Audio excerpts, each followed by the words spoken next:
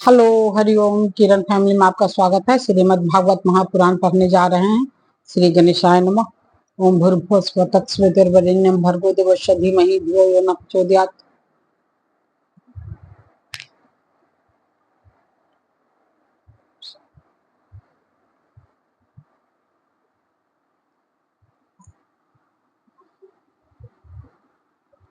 श्री राधा कृष्णाभ्याम नमः। श्रीमद् भागवत महापुराण द्वितीय खंड।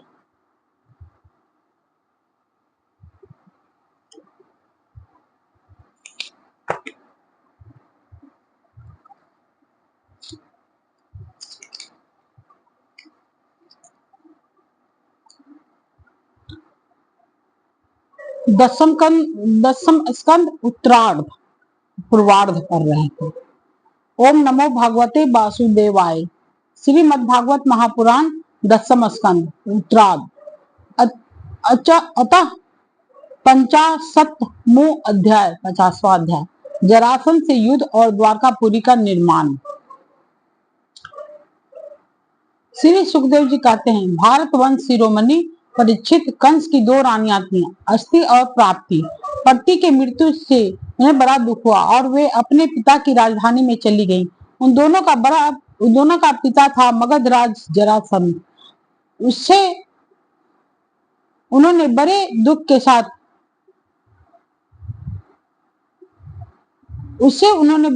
के साथ अपने विधवा होने के कारणों का वर्णन किया। परीक्षित यह प्रिय समाचार सुनकर पहले तो जरासंध को बड़ा शोक हुआ, परंतु पीछे वह क्रोध से तिलमिला उठा। उसने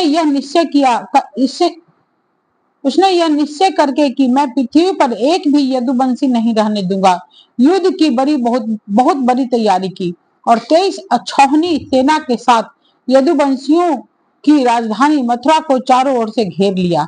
भगवान श्री कृष्ण ने देखा जरासंध की सेना क्या है, उमड़ता हुआ समुद्र है।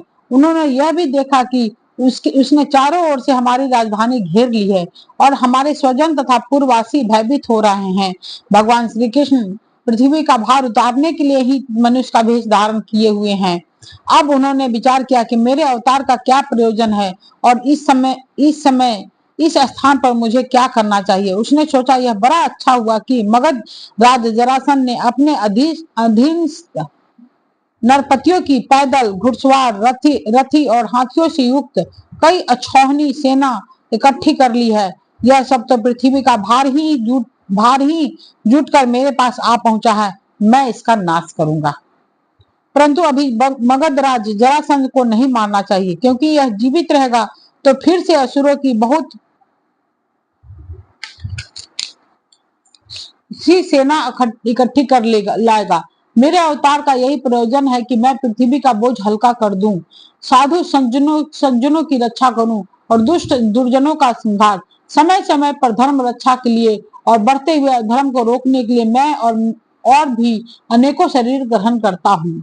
परीक्षित, भगवान श्री कृष्ण इस प्रकार विचार कर ही रहे थे कि आकाश से सूर्य के समान चमकते हुए दो रथ आ पहुंचे। उनमें युद्ध की सारी सामग्रियां सुसज्जित थी और दो सारथी उन्हें हाँक रहे थे। इसी समय भगवान के दिव्य और सनातन आयुध भी अपने आप वहां आकर उपस्थित हो गए। उन्हें देखकर भगवान श्री कृष्ण ने अपने बड़े भाई बलराम जी से कहा, भाई जी, आप बड़े शक्तिशाली हैं। इस समय तो यदुवंशी आपको ही अपना स्वामी और रक्षक मानते हैं, जो आपसे ही सनात है। उन पर बहुत बड़ी विपत्ति आ पड़ी है। देखिए, यह आपका रथ है और आपके प्यारे आयुध हल मुसल भी आ पहुंचे हैं। अब आप इस रथ पर सवार होकर शत्रु सेना का संहार कीजिए और अपने स्वजनों को इस विपत्ति से बचाइए। भगवान साधु का कल्याण करने के लिए हम दोनों ने भगवान साधुओं का कल्याण करने के लिए हम दोनों ने अवतार ग्रहण किया है। अतः आप यह 23 अक्षौहिणी सेना पृथ्वी का यह विपुल भार नष्ट कीजिए। भगवान श्री कृष्ण और बलराम जी ने यह सलाह करके कवच धारण किया और रथ पर सवार होकर वे मथुरा से निकले। उस समय दोनों भाई अपने अपने आयुध लिए हुए थे और छोटी सी सेना उनके साथ साथ चल रही थी। श्री कृष्ण का रथ हाँक रहा था दारू। पुरी से निकलकर उन्होंने अपना 5 जन्य शंख बजाया। उनके शंख की भयंकर ध्वनि सुनकर शत्रु पक्ष की सेना के वीरों का हृदय डर के मारे थर्रा उठा। उन्हें देखकर मगधराज जरासंध ने कहा, पुरुषाधम कृष्ण, पुरुष आधम कृष्ण, तू तो अभी निरा बच्चा है। अकेले तेरे साथ लड़ने में मुझे लाज आ रही है। इतने दिनों तक तू न जाने कहां कहां छिपा फिरता था। मंद, तू तो अपनी मामा का हत्यारे है, इसलिए मैं तेरे साथ नहीं लड़ सकता। जा, मेरे सामने से भाग जा। अभी कृष्ण छोटे ही तो थे। बलराम, यदि तेरे चित्त में यह श्रद्धा हो कि युद्ध में मरने पर स्वर्ग मिलता है, तो तू आ, हिम्मत बांधकर मुझसे लड़। मेरे बाणों से छिन्न भिन्न हुए शरीर को यहाँ छोड़कर स्वर्ग में जा, तथा अथवा यदि तुझमें शक्ति हो तो मुझे ही मार डाल। भगवान श्री कृष्ण ने कहा, मगधराज, जो शूरवीर होते हैं वे तुम्हारे तरह डिंग नहीं हाँकते, वे तो अपना बल पौरुष ही दिखाते हैं। देखो, अब तुम्हारी मृत्यु तुम्हारे सिर पर नाच रही है। तुम वैसे ही अकबक कर रहे हो जैसे मरने के समय कोई सन्निपात रोगी करे। बक लो, मैं तो तुम्हारे बात पर ध्यान नहीं देता। श्री सुखदेव जी कहते हैं, परीक्षित, जैसे वायु बादलों से सूर्य को और धुएं से आग को ढक लेती है, किंतु वास्तव में वे ढकते नहीं, उनका प्रकाश फिर भी फैलता रहता है, वैसे ही मगधराज जरासंध ने भगवान श्री कृष्ण और बलराम के सामने आकर अपनी बहुत बड़ी बलवान और अपार सेना के द्वारा उन्हें चारों ओर से घेर लिया। यहाँ तक कि उनकी सेना, रथ, ध्वजा, घोड़ों और सारथियों का दिखना भी बंद हो गया। मथुरापुरी की स्त्रियां अपने महलों की अटारियों, छज्जों और फाटकों पर चढ़कर युद्ध का कौतुक देख रही थी। जब उन्होंने देखा कि युद्ध भूमि में भगवान श्री कृष्ण की गरुड़ चिन्ह से चिन्हित और बलराम जी की ताल चिन्ह से चिन्हित ध्वजा वाले रथ नहीं दिख रहे हैं, तब वे शोक के आवेग से मूर्छित हो गईं। जब भगवान श्री कृष्ण ने देखा कि शत्रु सेना के वीर हमारी सेना पर इस प्रकार बाणों की वर्षा कर रहे हैं, मानो बादल पानी की अनगिनत बूंदें बरसा रही हो, और हमारी सेना उनसे अत्यंत पीड़ित और व्यथित हो रही है, तब उन्होंने अपने देवता और असुर दोनों से सम्मानित सारंग धनुष का टंकार किया। इसके बाद वे तर्कस में से बाण निकाले, उन्हें धनुष पर चढ़ाने और धनुष की डोरी खींचकर झुंड के झुंड बाण छोड़ने लगे। उस समय उनका वह धनुष इतनी फुर्ती से घूम रहा था मानो कोई बड़े वेग से अलात चक्र लुकारी घुमा रहा हो। इस प्रकार भगवान श्री कृष्ण ने जरासंध की चतुरंगनी घोड़े, हाथी, घोड़े, रथ और पैदल सेना का संहार करने लगे।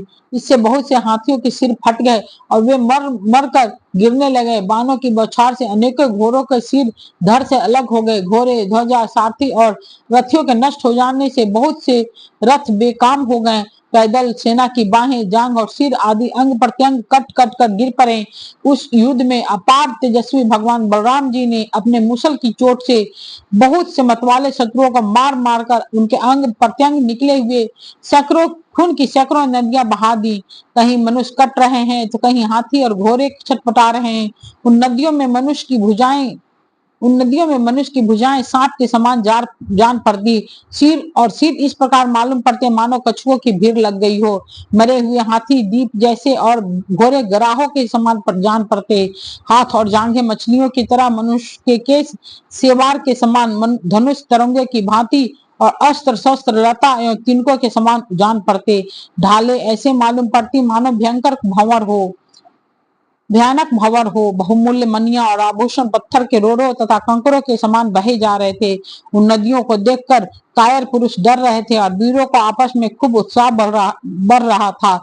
परीक्षित, जरासंध की वह सेना समुद्र के समान दुर्गम, भयावह और बड़ी कठिनाइयों से जीतने योग्य थी, परंतु भगवान श्री कृष्ण और बलराम जी ने थोड़े ही समय में उसे नष्ट कर डाला। वे सारे जगत के स्वामी हैं, उनके लिए एक सेना का नाश कर देना केवल खिलवाड़ ही तो है। परीक्षित, भगवान के गुण अनंत हैं। वे खेल खेल में ही तीनों लोकों की उत्पत्ति, स्थिति और संहार करते हैं। उनके लिए यह कोई बड़ी बात नहीं है कि वे शत्रुओं की सेना का इस प्रकार बात में सत्यानाश कर दें। तथापि जब वे मनुष्य का भेष धारण करके मनुष्य की सी लीला करते हैं, तब उसका भी वर्णन ही किया जाता है। इस प्रकार जरासंध की सारी सेना मारी गई, रथ भी टूट गया, शरीर में केवल प्राण बाकी रहे। तब भगवान श्री बलराम जी ने जैसे एक सिंह दूसरे सिंह को पकड़ लेता है, वैसे ही बलपूर्वक महाबली जरासंध को पकड़ लिया। जरासंध ने पहले बहुत से विपक्षी नरपतियों का वध किया था, परंतु आज उसे बलराम जी वरुण की फांसी और मनुष्य के फंदे से बांध रहे थे। परंतु आज इसे बलराम जी वरुण की फांसी और मनुष्य के फंदे से बांध रहे थे। भगवान श्री कृष्ण ने यह सोचकर कि यह छोड़ दिया जाएगा तो और भी सेना इकट्ठी कर लाएगा तथा हम सहज ही पृथ्वी का भार उतार सकेंगे, बलराम जी को रोक दिया। बड़े बड़े शूरवीर जरासंध का सम्मान करते थे, इसलिए उसे इस बात पर बड़ी लज्जा महसूस हुई कि मुझे श्री कृष्ण और बलराम जी ने दया करके दिन की भांति छोड़ दिया है। अब उसने तपस्या करने का निश्चय किया, परंतु रास्ते में उसके साथी नरपतियों ने बहुत समझाया कि राजा ने यदुवंशियों में क्या रखा है, वे अपने आप को बिल्कुल ही नहीं पराजित कर सकते थे, आपको प्रारब्धवश ही नीचा देखना पड़ा है। उन लोगों ने भगवान की इच्छा, फिर विजय प्राप्त करने की आशा आदि बतलाकर तथा लौकिक दृष्टांत एवं युक्तियां दे देकर यह बात समझा दी कि आपको तपस्या नहीं करनी चाहिए। परीक्षित, उस समय मगध राज जरासंध की सारी सेना मर चुकी थी। भगवान बलराम जी ने उपेक्षा पूर्वक उसे छोड़ दिया था, इसलिए वह बहुत उदास होकर अपने देश मगध को चला गया। परीक्षित, भगवान श्री कृष्ण की सेना में किसी का बाल भी बांका न हुआ और उन्होंने जरासंध की 23 और छावनी सेना पर, जो समुद्र के समान थी, सहज ही विजय प्राप्त कर ली। उस समय बड़े बड़े देवता उन पर नंदन वन के पुष्पों की वर्षा और उनके इस महान कार्य का अनुमोदन प्रशंसा कर रहे थे। जरासंध की सेना के पराजय से मथुरा वासी भय रहित हो गए थे और भगवान श्री कृष्ण की विजय से उनका हृदय आनंद से भर रहा था। भगवान श्री कृष्ण आकर उनसे मिल गए। सुत, मागध और बंदी जन उनकी विजय के गीत गा रहे थे।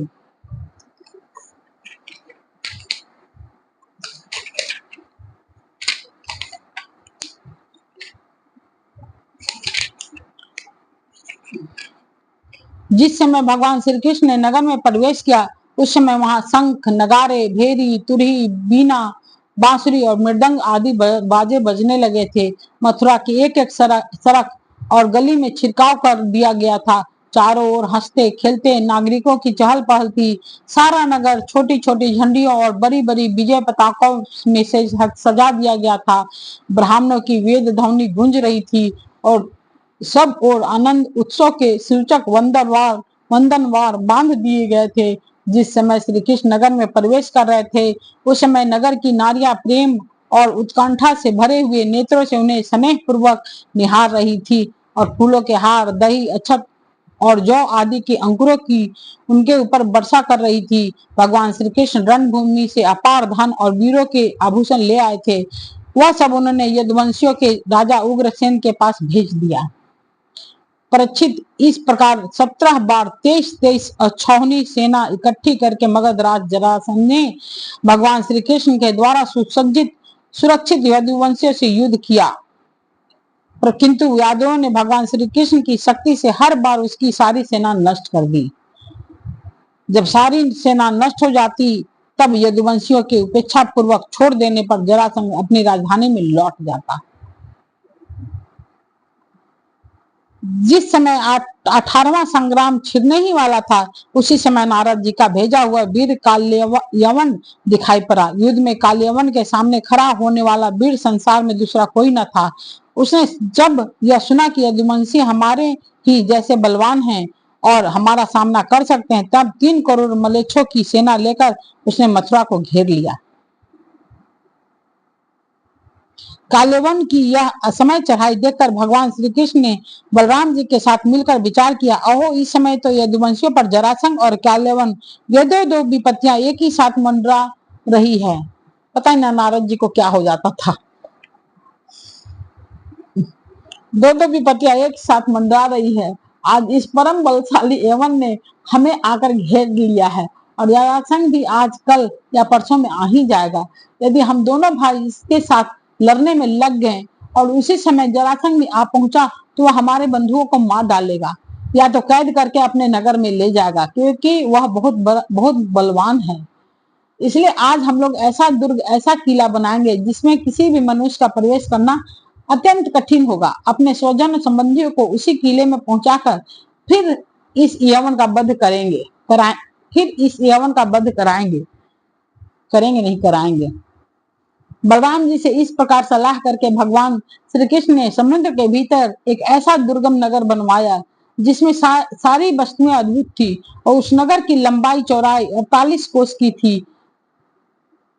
उस नगर की एक एक वस्तु में विश्वकर्मा का विज्ञान, वास्तु विज्ञान और शिल्प कला की निपुणता प्रकट होती थी। उसमें वास्तु शास्त्र के अनुसार बड़ी बड़ी सड़कों, चौराहा और गलियों का यथास्थान ठीक ठीक विभाजन किया गया था। वह नगर ऐसे ऐसे सुंदर उद्यानों और विचित्र विचित्र उपवन से युक्त था जिसमें देवताओं के वृक्ष और लताएं लहलहाती रहती थी। सोने के इतने ऊंचे ऊंचे शिखर थे जो आकाश से बातें करते थे। स्फटिक मणियों की अटारियां और ऊंचे ऊंचे दरवाजे बड़े ही सुंदर लगते थे। अन्न रखने के लिए चांदी और पीतल के बहुत से कोठे बने हुए थे। वहां के महल सोने के बने हुए थे और उन पर कामदार सोने के कलश रखे हुए थे। उनके शिखर रत्नों के थे तथा गच्छ पन्ने की बनी हुई थी। बहुत बहुत भली मालूम होती थी। इसके अतिरिक्त उस नगर में वास्तु देवता के मंदिर और छज्जे भी बहुत सुंदर सुंदर बने हुए थे। उसमें चारों वर्ण के लोग निवास करते थे और सबके बीच में यदुवंशी के प्रधान उग्रसेन जी, वसुदेव जी, बलराम जी तथा भगवान श्री कृष्ण के महल जगमगा रहे थे। समुद्र के भीतर परीक्षित, उस समय देवराज इंद्र ने भगवान श्री कृष्ण के लिए परिजात वृक्ष और सुधर्मा सभा को भेज दिया। वह सभा ऐसी दिव्य थी, उसमें बैठे हुए मनुष्य को भूख प्यास आदि मृत लोक के धर्म नहीं छुपाते थे। वरुण जी ने ऐसे बहुत से श्वेत घोड़े भेज दिए जिनका एक एक कान श्याम वर्ण का था और जिनकी चाल मन के समान तेज थी। धनपति कुबेर जी ने अपनी 8 निधियां भेज दी और दूसरे लोकपालों ने भी अपनी अपनी विभूतियां भगवान के पास भेज दी। परीक्षित, सभी लोकपालों को भगवान श्री कृष्ण ने ही उनके अधिकार के निर्वाह के लिए शक्तियां और सिद्धियां दी हैं। जब भगवान श्री कृष्ण पृथ्वी पर अवतरण होकर लीला करने लगे तब सभी सिद्धियां उन्होंने भगवान के चरणों में समर्पित कर दी। भगवान श्री कृष्ण ने अपने समस्त स्वजन संबंधियों को अपनी अचिंत महाशक्ति योगमाया के द्वारा द्वारका में पहुंचा दिया। शेष प्रजा की रक्षा के लिए बलराम जी को मथुरापुरी में रख दिया और उनसे सलाह लेकर गले में कमलों की माला पहने बिना कोई अस्त्र शस्त्र लिए स्वयं नगर के बड़े दरवाजे से बाहर निकल गए। इति श्रीमद् भागवते महापुराणे परमहंसाय संहितायां दशम स्कंदे उत्तरार्धे दुर्ग निवेशनम नाम 500वां अध्याय 50वां अध्याय समाप्त हुआ। पढ़कर बड़ा अच्छा लगता है। आपके साथ साथ हम भी अच्छा महसूस करते हैं। ओम भूर्भुवः स्वः तत्सवितुर्वरेण्यं भर्गो देवस्य धीमहि धियो यो नः प्रचोदयात्। ठीक है, 2 हरि ओम।